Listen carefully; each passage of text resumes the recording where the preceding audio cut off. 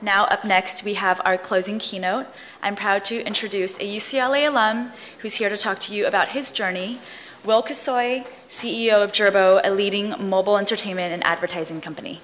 Please join me in welcoming Mr. Will Kassov.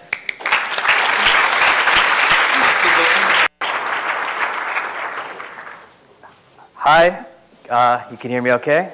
My name is Will Kassov. I'm CEO of Jirbo Inc. I'll tell you a little bit about the company. And most importantly, I'm here to talk about the journey, and my journey from graduating UCLA in 1990.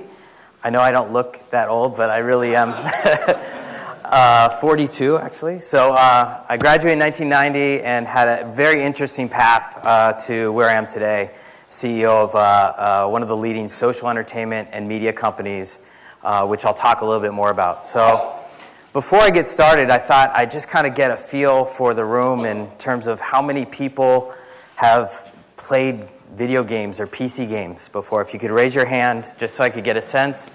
Okay, so a good amount of people. That wasn't the case 20 years ago when I first got into the industry.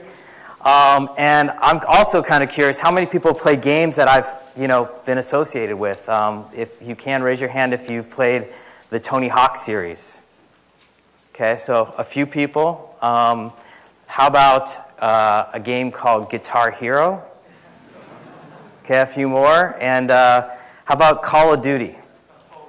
Okay, good. So you probably haven't heard my name before, but I've had a role in whether it's the green lighting, the commercialization, the product direction in over 100 different games. So, and those are some of the ones that I've worked on in the past. What I thought I'd do today is talk about, the journey that I took from UCLA to Jirbo Inc., the companies I worked for.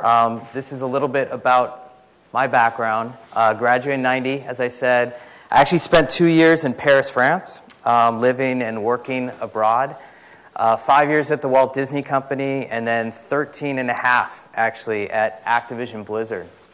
As mentioned, had a role in different roles in over 100 titles, probably 300 SKUs, including 4 franchises that have exceeded $1 billion in revenues.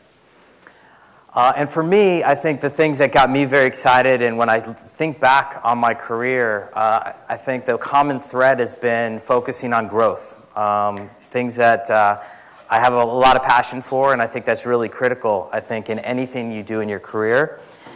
But before I talk about, I guess, the path from UCLA forward, there's probably one milestone that I couldn't neglect in terms of its influence over me and how I got into gaming and everything else. And it was actually young. I was 14 in 8th grade, and I was in love. I obsessed in love. It's all I thought about.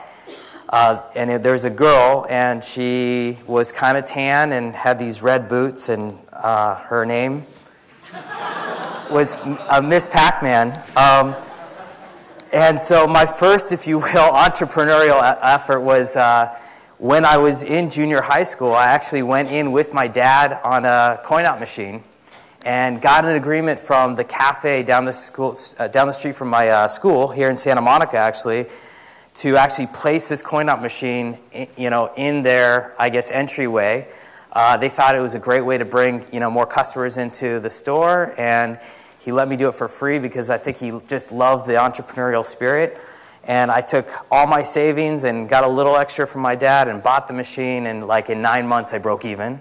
And, by 9th and 10th grade, it was, I was getting like $50 a week, so, something like that in quarters, and I always had my rolls of quarters in it. So anyways, perhaps that gave me a little bit of, foreshadowing into what I'd eventually do in my career. But at the time, so I was, I guess my first business was with Miss Pac-Man. And now fast forward to UCLA. During UCLA, I did work. I had, jobs. I was actually closing escrows at City National Bank. I wasn't passionate about it. I did an internship at Capitol EMI Records. I had a lot of passion for music, and just really wanted to be in the music business. I played in bands growing up, but I didn't have the skills to really be successful in a band. But at the time, early 1990, everyone was talking about, Europe, and actually the 12, countries within Europe kind of eliminating some of the trade barriers, and that Europe was going to be a huge area of international growth. While at UCLA, I took a lot of electives with French and Spanish. I just like foreign languages.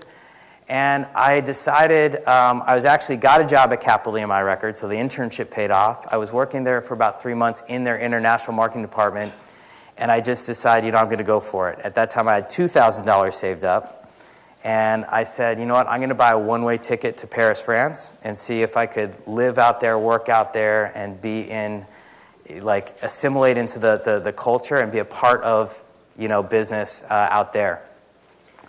I tried to do some project work for EMI out there, and I did some marketing for MC Hammer, I'll admit it, in Europe, and saw a few MC Hammer shows, which was kind of funny, and did all these different jobs until I found a consulting firm out there who was looking for someone with English as their native tongue and spoke French pretty fluently. And so I actually joined this company. It was just 10 people, but they were kind of an intermediary, if you will, in between Fortune 500 companies that was looking to incorporate, technology into their infrastructure, and developers who were making artificial intelligence and expert systems. And we marketed conferences, published a magazine throughout Europe, and my role there was, kind of facilitating, if you will, the publishing of that magazine and putting on these different events. And it was just a great experience. I got so fluent in French, I was actually got to the stage where I was teaching even French interns how to write a letter in French, like business letter in French, because the way you write a business letter is totally different from the way you talk. So anyways, it was just a great experience, but deep down I knew it wasn't really what I wanted to do. It was, great experience. Wasn't making that much money at all. I actually lived in a tiny little apartment above a sandwich shop, and every time I came home to my little box, I have the rolled up newspaper right near the door, because you turn on the lights, you got to whack all the cockroaches that were everywhere. So that was my Europe experience, but I was living in Paris, so it was all good. So that was a good experience. I ended up coming back to the States. I wanted to get back into the music industry. And when I came back, I actually saw at Capital EMI Records, half of the people I knew there had left, or some were laid off. And I'm and some of the people who I thought were the most inspiring people at Capital weren't there anymore. And the people who are kind of okay, but they seem to know the right people. Those people remained, and I was kind of disillusioned a little bit and disappointed that the music industry seemed like you had to know the right people, and who got jobs depended on who knew what artist and manager and everything else, and I just was not attractive to me at all, which led to my joining the Walt Disney Company, which was much more strategic. Obviously, they're a huge organization. They recruited some of the best and brightest from all the top business schools. And I took a role as an analyst working in business development in consumer products. And the person I worked for essentially was tapped to assess their interactive division and say, look, there's 32 people making Disney software. And this was a time where there were 3.5-inch floppy disks, CD-ROMs were brand new, and they licensed out video games to Sega and Capcom for video games for console systems. And we came in, and there's really a group of 32 people, and over the course of 5 years at the Walt Disney Company, we actually grew that division from 32 to 700 people. And what we did, actually, was a lot of fun. We actually evaluated whether we should, license everything out. Should we license just software out? Should we just vertically integrate and self-publish just the software? Or should we do vertical integration and self-publish games and software, which is what we ended up doing. And we actually had this game, Aladdin, I remember, and there was a developer making the game, and it sucked. It was like a stick figure with spinning legs and stuff. It was like a joke that we canceled that development. we moved it to this developer and publisher, Virgin, who made one of the most innovative games for the 16-bit days, which was the Aladdin Sega Genesis game, which was this huge hit and gave us all the credibility in the world with Michael Eisner and Frank Wells at the time and the board that, wow, we could execute. And so what was fun, even though I was at the big Walt Disney Company, huge market cap, it felt very startup-like, joining a small group of about 30 people and growing that division to over 700 people during that 5-year period of time. And we were quite successful. We kind of followed that model with Lion King. After Aladdin, it was like Lion King, and then Toy Story, which was really interesting, pitching Toy Story to Toys R Us, which now sounds easy, but at the time, computer animation was like, oh, that's like some niche thing. And I think it was right after Tim Burton came out with Nightmare Before Christmas or something like that, and they're like, oh no, stop motion animation, these are niche films that will never be successful. And it was a lot of fun actually evangelizing the first big animated successful film, Pixar, to accounts like Toys R Us and Walmart and everything, and working very closely with Pixar and these innovators like John Lasseter and who are kind of running the company these days. It was a lot of fun. But I think by the end of my years at the Walt Disney Company, I kind of felt like, wow, how much of the success of these games anyone could have done. It's like they could have hired any, person to come in and essentially take the one-sheet art from the movie, slap it on a game, and it would have done well anyways because you're in the halo of these massive, marketing and merchandising campaigns. And I really kind of wanted to see, wow, could my marketing acumen and business acumen create a brand targeted to core consumers in the game category. And so within the Walt Disney Company, I helped lead a charge, if you will, to create a broader slate of titles that were targeted to adults. The Walt Disney Company had tons of intellectual property, and they had labels like Miramax and Hollywood Pictures. So why just make kids, games? And so we actually had one of our most successful advocates was Michael Ovitz at the time. And we basically put into production about 7 different titles, some with Bruckheimer, like films like The Rock and Crimson Tide, to original IP that we created ourselves. And in 96 or 97, Ovitz got the axe, and they said, you know what, we're not doing any of that risky stuff. Just stick with kids' animated things. And that strategically is not what I wanted to do. I really wanted to see if, number one, I wanted to make games targeted to the core consumer in the marketplace, which was really males 12 to 34. So I left the Walt Disney Company, and I joined this, at the time, niche publisher called Activision. And Activision was, when I joined, $87 million in revenues. We were about 300 people, and I think probably would have gone bankrupt in 95 had it not been for a PC game called MechWarrior 2, which is a giant robot game. And, I think that kind of fueled the company, but it really said, wow, okay, this PC game's successful, let's do more of them. So when I joined, 90% of that 87 million was PC. And I was really passionate about console. PlayStation had just come out, and I wanted to help come and grow their console business. So I joined in 97. I think our console business was less than 10 million in revenues. And there, all with pretty much external development, worked in partnership with what we had internally called Studio X, which was led by a guy named Mitch Lasky, who right now is one of the partners at Benchmark Capital. Before that, Mitch ran the studio, created a mobile company called Jamdat, which got acquired by EA. So he has a great track record in gaming, and in the early days we worked together to create this, if you will, rebellious little company within Activision called Studio X. And what we would do is we'd go to external developers who are making games for PlayStation and the N64, and we just looked at games, and we kind of did pick-up opportunities. We acquired the games. Sometimes we had attached licenses to them. And, we did that it was pretty entrepreneurial at Activision in those days, and we kind of built a whole business and portfolio there. And one of the things that really attracted me to Activision, different from Electronic Arts and certainly any of the other game publishers out there, was that Activision took a very different approach.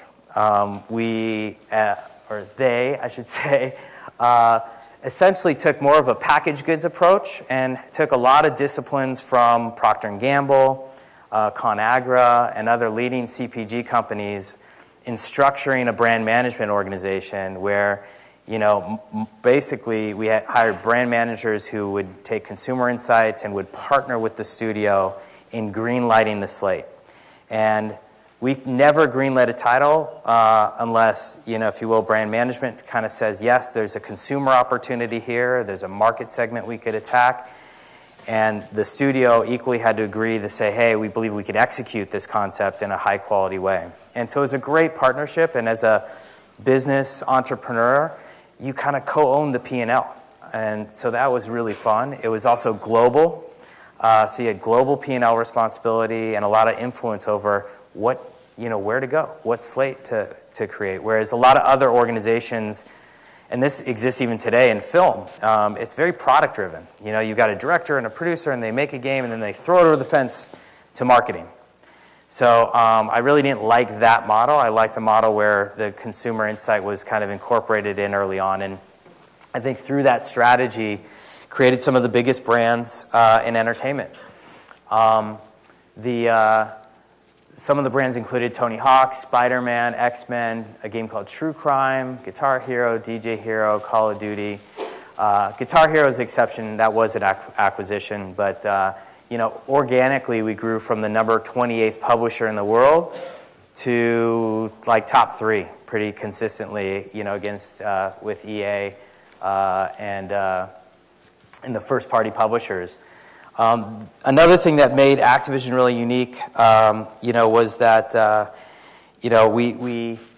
a lot of people were kind of bonus basically based on your bottom line. So you own that P&L, and if you delivered well against the bottom line, you were rewarded. And in the early days, I had all these naysayers saying, no, console will never take over PC. You guys are this niche thing on the side. But from 97 to 2000, the CMO at Activision got replaced. I moved up through the organization, rising from brand manager to director to VP, and ultimately CMO of Activision Publishing, which was a great run. So I was CMO from 2006 to 2008. Again, had the opportunity, and really some of these brands. So Tony Hawk, for example, I brought Tony Hawk to Activision. All that was very, such a collaborative effort between studio and brand. At the time we saw, tons of youth, if you will, participating in extreme sports or action sports. There was a snowboarding game at the time called Cool Boarders that did about 1 million units, but no one did skateboarding. Snowboarding had 4 million participants. Skateboarding had 8 million participants, and no one was doing it. In addition, there might have been one little skateboard game, but it was a race from point A to point B, so people don't get even how to make a skateboarding game. So we really innovated in coming up with a game that was free form. You could go wherever you want. It was really organic to the experience. And at the time, Tony Hawk was out there kind of wanting to do a project, and he was actually talking to Nintendo. Nintendo said, we just want your name. We don't want any creative input whatsoever. We're the game geniuses. We're going to make our game.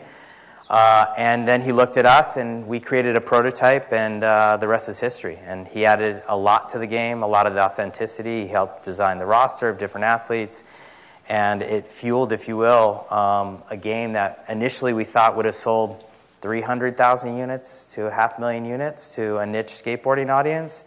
It really created the action sports category and sold over 25 million units worldwide. And that was the first franchise that put Activision on the map. We hit about $1 billion in revenues in about 7 years. After that, I think Call of Duty was the next fastest franchise to $1 billion, which took about probably 4 years to get to $1 billion.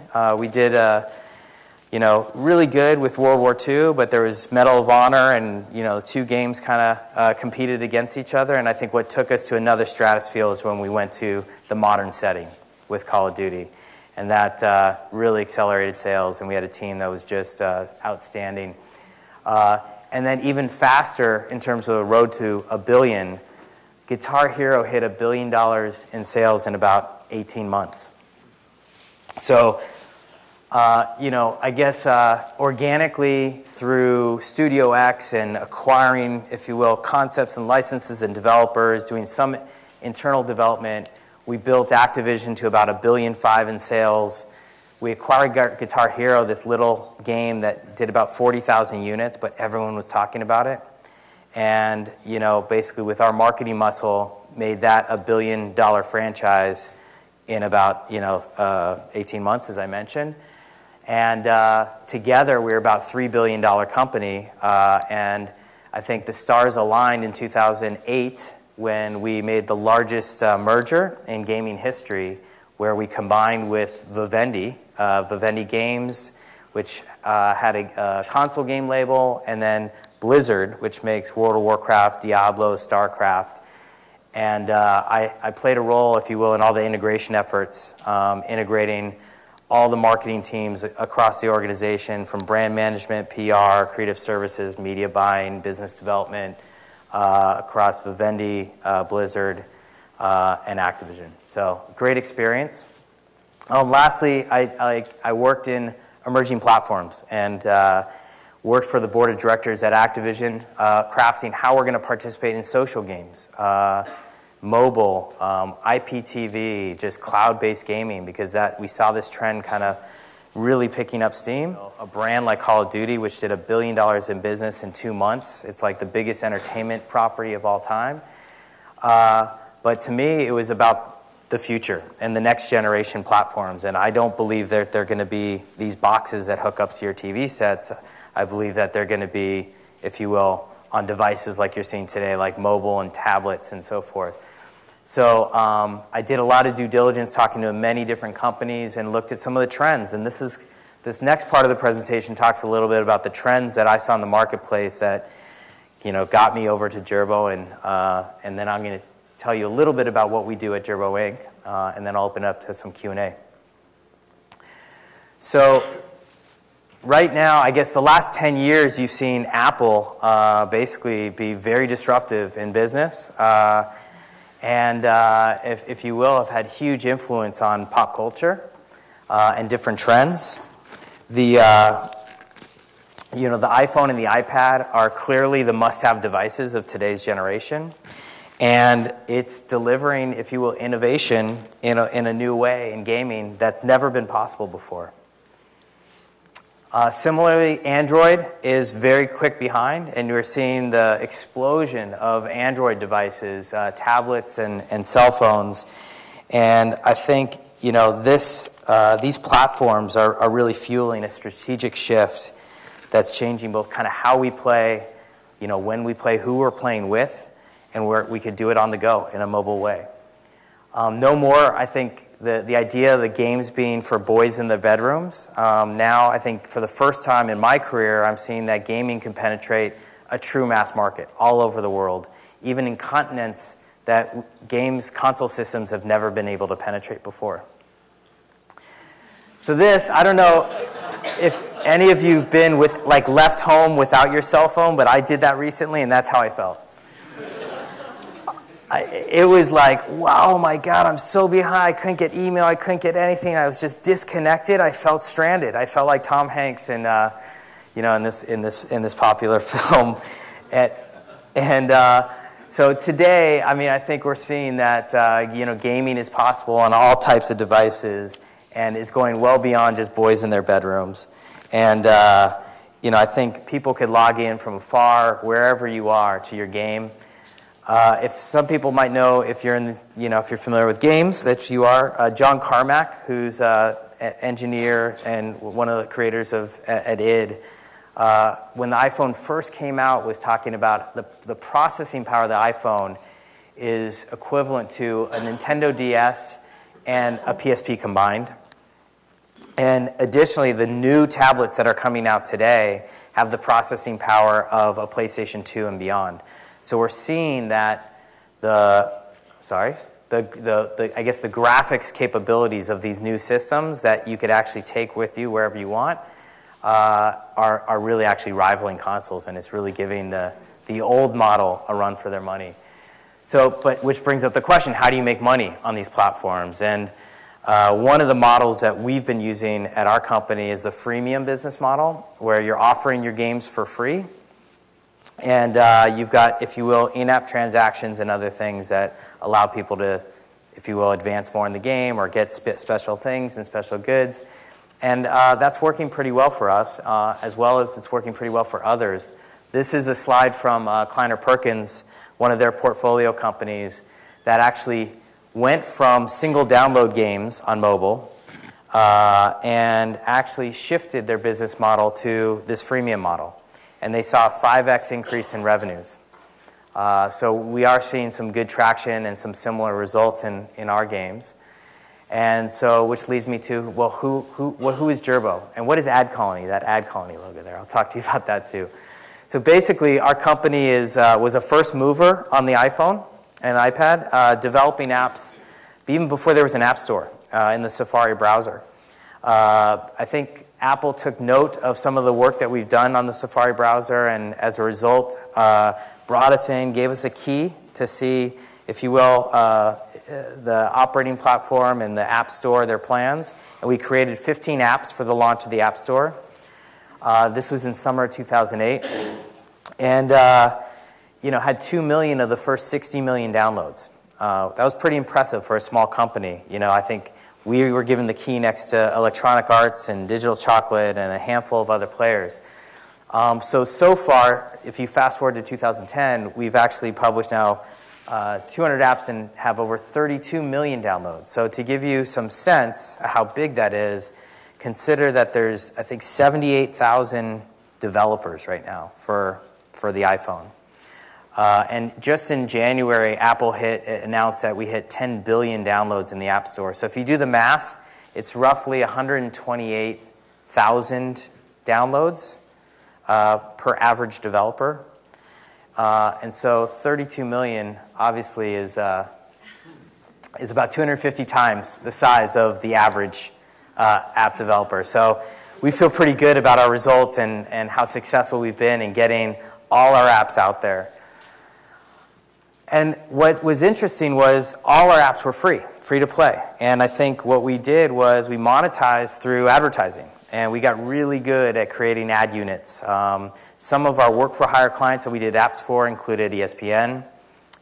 We did a lot of work with Interscope Records and Lady Gaga, Lil Wayne, 311, different artists, some Sony branded products as well.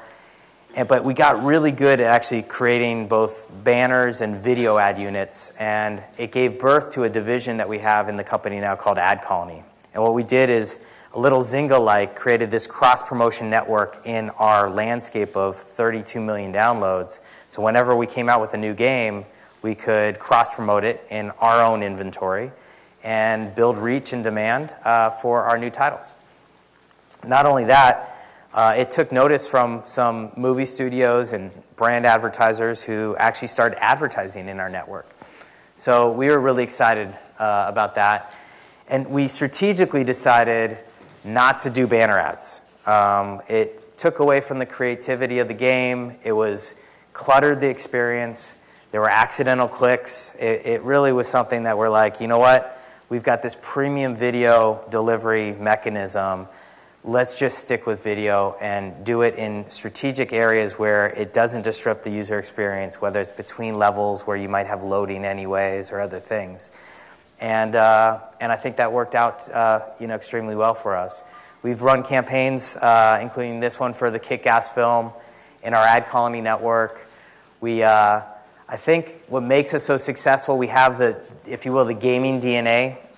So we know that content comes first, and we know that we can't disrupt that user experience, and that's really important for us. And so what we decided last year is to, if you will, SDKify this ad serving technology and share it with other third-party developers. So we started with a little beta test. We invited 15 developers into the network to try to test this with us last fall. They had a great experience. And I think part of our success is the fact that we've been testing this technology and iterating and optimizing it on our own apps, like crashing our apps first before we'd ever share it with any outside third parties. The other thing that we came up with was a product called Videos for Virtual Currency, our acronym of V for VC. And so, as I mentioned before in that Kleiner-Perkins slide, the biggest trends in social gaming right now are these freemium titles, which, if you look at the business model of it, really only 5% of consumers are monetizing. The other 95% are really just playing for free, and they're not monetizing at all. But these social game developers, they really don't want to put advertising in there because they have people paying, so they don't want to disrupt those paid users. So we created this product called Videos for Virtual Currency, which essentially allows developers to put a button in their app and say, hey, earn free currency. You click the button. You see the next screen. It says you could watch a video. It loads instantly in high definition. And then at the end of the video, it rewards you with currency all in the app. And we're finding that a great way for us to monetize and for developers to monetize the other 95% of consumers who aren't there. And for some people, it's actually a gateway into, if you will, buying virtual currency so they could see the benefits of what you could get with that currency in the game. This is a collection of developers. This is a little bit old, but we are approaching 100 different developers since we just launched this thing in March who look at our technology and are incorporating it. So I'm really excited. I'm really bullish on mobile platforms taking over the world, both mobile and tablets. Our business model is one where we're actually putting a lot more efforts into the ad network because that's a way that any developer can monetize. And we are almost doing games, if you will, now for R&D. So we could keep our finger on the pulse on the consumer, figure out new ways to monetize and come up with new ad units like Videos for Virtual Currency. Others that we're working on right now tie more into social engagement and other things that reward you for social interaction. And brand advertisers really, really are attracted to what we're doing. So that's my presentation.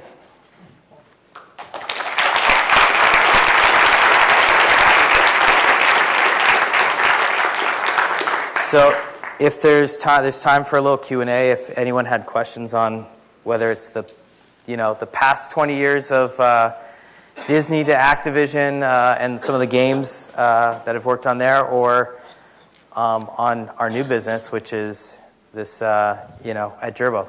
Yeah, in the back. I have two questions. The first one is for your current business. Yeah, sure. First question is, it seems like you're doing a lot of social games also with microtransactions involved, virtual currency. Do you have any kind of IP that are in place for your high definition content delivery, or like a video compression kind of thing where you do in the future want to have high-end games or kind of games? Yeah, I think our strategic focus is really on Ad Colony and on that platform, on building this ad network. And on the gaming side, I think we actually use an engine called Unity. I don't know if you're familiar with Unity, but it's an engine that gets licensed out, and we're having a great experience with Unity. I mean, it's a strong engine. You don't have to recreate the wheel, and it just allows the developers to focus on the creativity of whatever game you're bringing to market. We've also created an engine ourselves. It's a lot of work creating these engines, and it's really expensive. So, I think on the games business, we're always looking at new technologies and want to stay ahead. I think the Unity engine is making some of the most beautiful, deep, graphically rich titles in the marketplace. I encourage you guys to download a game called Samurai Dojo 2. It's a beautiful Unity title, and right before you launch into the game, you'll see an Ad Colony video. Yeah. The second question Oh, yeah. is for the cloud you said a lot of opportunities in the future. Yeah. I see the big online On live, yeah.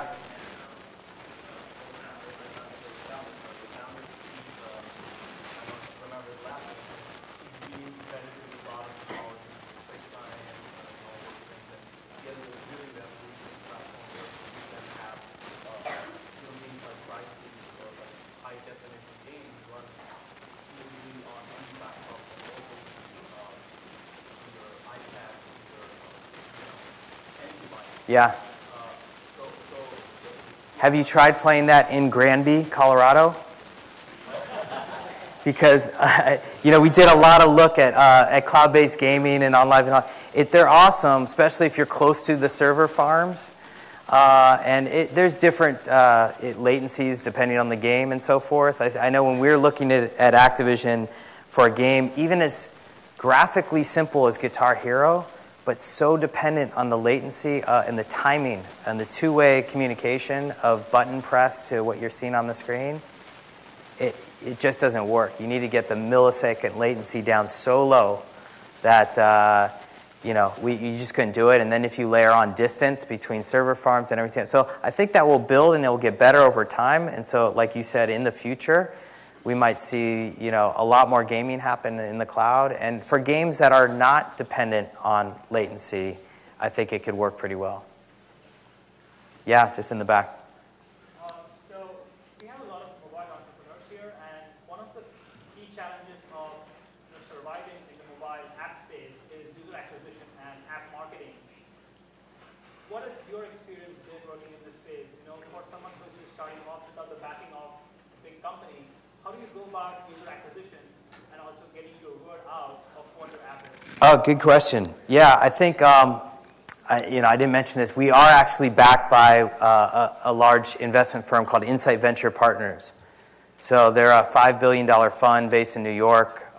They're one of the largest investors in Twitter, Flipboard, Six Waves, if you've heard of Six Waves, a number of online businesses. And so it's really nice. It's actually nice because when we see an investment that makes sense, we actually have the resources we need to, if you will, make an acquisition if we need to make an acquisition or invest more in the business.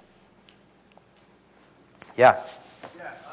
So currently I'm looking at a business that's kind of like a peripheral for a phone or an iPad or whatever. Could you comment on that space? Like, where do you think that will go?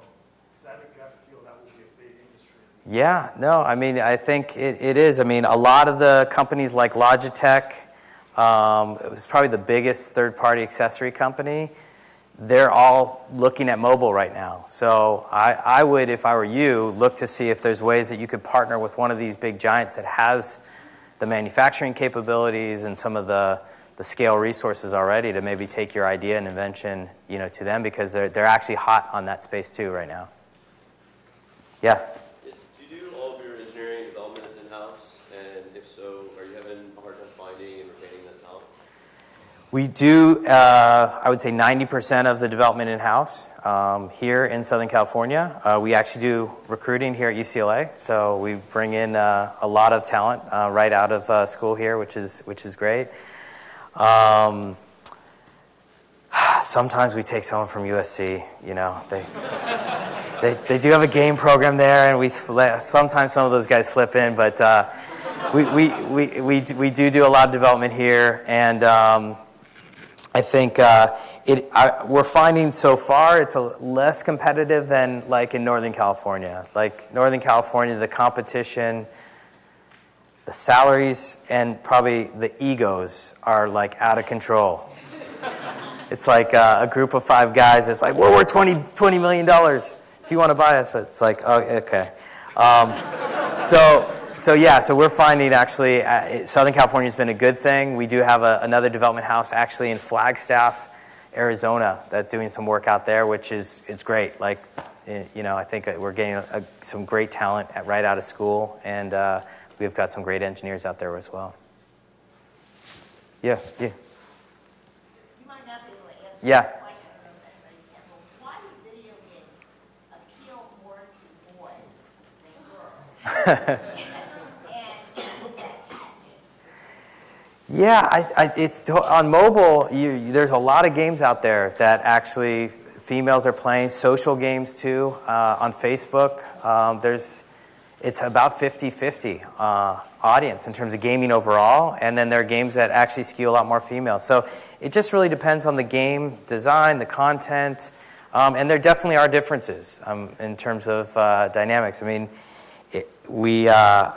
don't profess to get into the psychology of the differences, guys are definitely more competitive, and you'll get, obviously, what I'd say the hardcore gamer,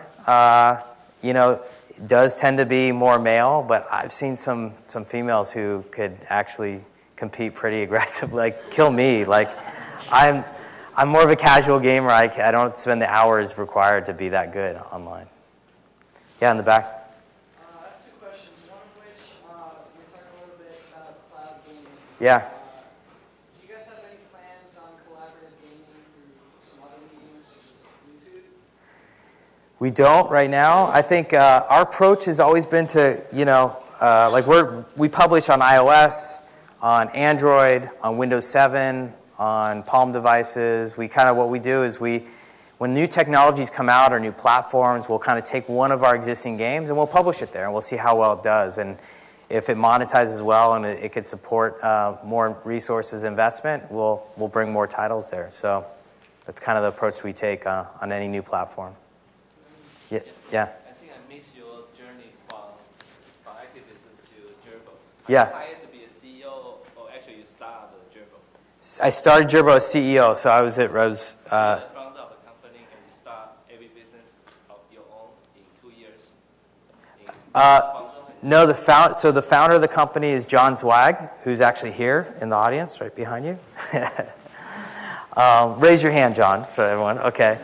So John started the company in early 2008, and we're together partners. He's founder and president of the company, and we work together to build and grow the business from here. So how long you met each other? You know each other? It feels like a lifetime. In probably 12 months or something. I think in 2010, I did a lot of strategic work for Activision, and I talked to a lot of developers out there and a lot of publishers in the emerging platform space. And John was one of many people that I met. And the more I learned about John and his company and the talent, the more I got interested in working together with him and his team. Yeah. All right, let's see. Because it's me. I'm like holding you back from $1,000 check and drinks. So, are you okay? One more question. No, are you sure? Okay. All right.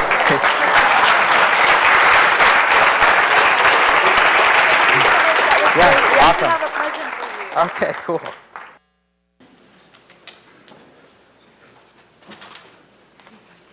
Oh my God. Awesome. Thank you. Of course, thank you.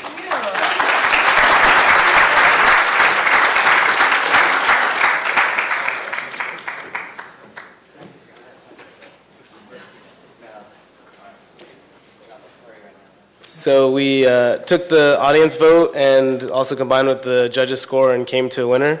So let's all congratulate Enhanced Diagnostics.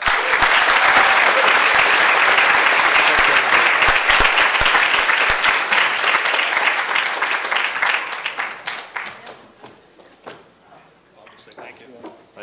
Appreciate it.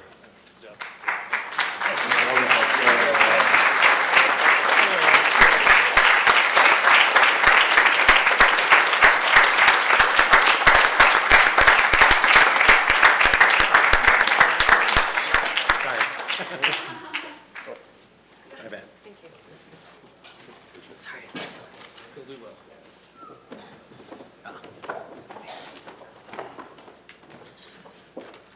Oh, here I am.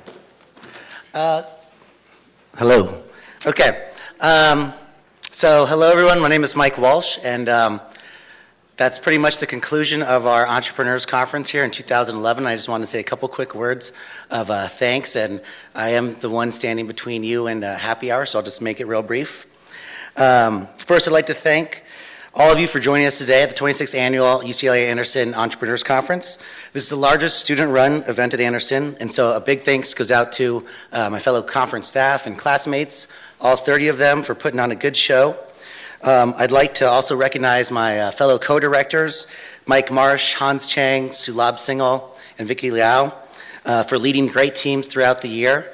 Your months of hard work have paid off, and it's exciting to showcase the creative and innovative thought going on here at Anderson and in Southern California in general.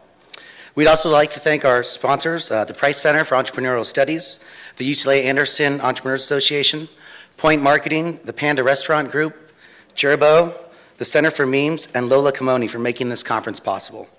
Finally, much appreciation goes out to Michael Heafy and the building services team for all the behind-the-scenes things they do to make this conference run smoothly. And as a token of that, we've also got a nice bottle of scotch, which Sulab is handing over to Michael right now. So that's a good weekend.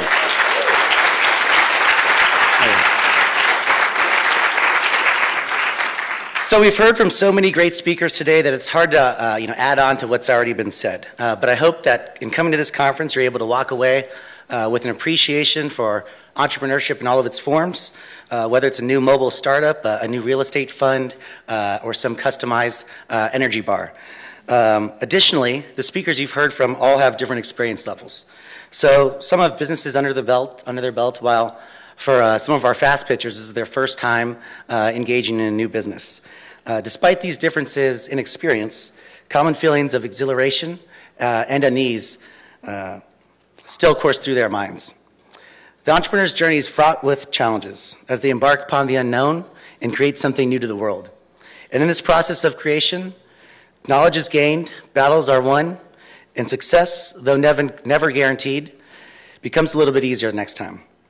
So today we celebrate the entrepreneur and acknowledge the unlimited potential in all of us to create and succeed. Know that you are not alone. We're all here rooting for you. And most importantly, don't stop believing. Thank you.